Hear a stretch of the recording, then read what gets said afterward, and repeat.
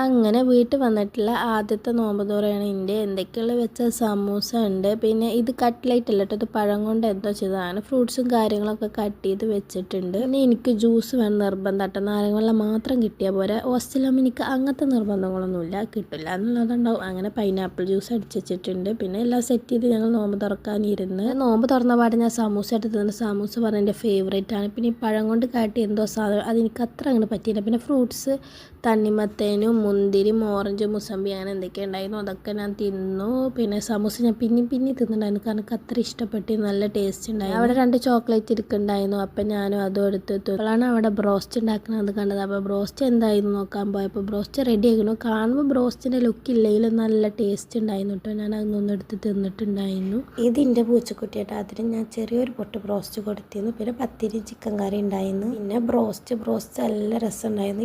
ഇതുവരെ ഉണ്ടാക്കിയതിൽ ഏറ്റവും ഇഷ്ടപ്പെട്ട ബ്രോസ്റ്റ് ഇതായിരുന്നു. പിന്നെ മയോണൈസും സോസൊക്കെ കൂട്ടി ഞാൻ അങ്ങനെ ബ്രോസ്റ്റും പത്തിരിയും ചിക്കൻ കറിയൊക്കെ തിന്ന്.